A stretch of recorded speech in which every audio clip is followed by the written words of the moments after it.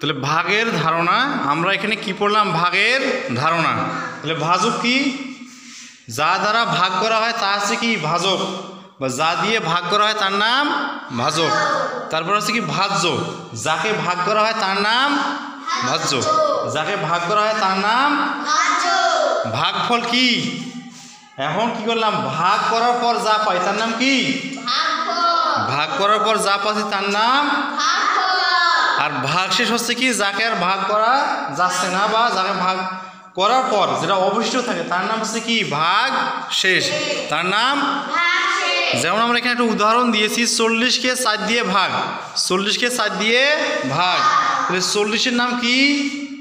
40-এর নাম কি? 40-এর নাম। যাকে ভাগ করা হয় তার নাম। 40কে ভাগ করেছে কি দিয়ে? 4 দিয়ে। তাহলে 4-এর নাম কি? 4-এর নাম।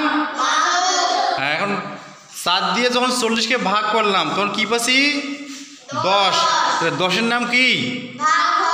10-এর নাম। তাহলে প্রথম যে অঙ্কটা এখানে আছে 40/4 সমান পেলাম কত? 10। এখানে ভাগ শেষ আছে? নাই, মানে ভাগ শেষ শূন্য। নাই মানে ভাগ শেষ। আবার পরের যে অঙ্কটা, এবার যদি 43কে আমরা 4 দিয়ে ভাগ করি তাহলে ভাগফল কত পেয়েছি? 10। কত পেয়েছি? আর ভাগ শেষ কত থাকবে? কত?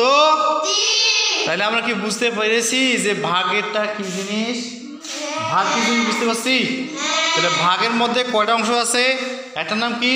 ভাজক, তারপর ভাজ্য, তারপর ভাগফল, তারপর হ্যাঁ, এগুলো নিয়ে আবার সূত্র আছে, আমরা পরবর্তীতে এগুলো আলোচনা করব। তো এটা হচ্ছে কি? ভাগের ধারণা। কি ধারণা? হ্যাঁ, ভাগের ধারণা। এলে আমাদের বাস্তব জীবনে ভাগের কি আছে? প্রয়োগ আছে। কি আছে? প্রয়োগ আছে। আছে না? হ্যাঁ, তোমাদেরকে দিলাম কত টাকা? 500 টাকা দিয়ে বললাম যে 4 জনে ভাগ করি নাও। তাহলে কিভাবে করব? ভাগ করব কিভাবে? 4 দিয়ে 500 কি করব? ভাগ করব। তা যদি 4 জনে আছি, যদি 500 টাকা ভাগ করে নিই তাহলে কত করে পাবো? কীভাবে বের করবো আমরা? ভাগের সাহায্যে। কীভাবে বের করবো? ভাগের সাহায্যে আমরা বের করব। যার মান হবে কত? 125 টাকা। কত? 125 টাকা। তাহলে বুঝে গেছে এটা হচ্ছে আমাদের ভাগের ধারণা।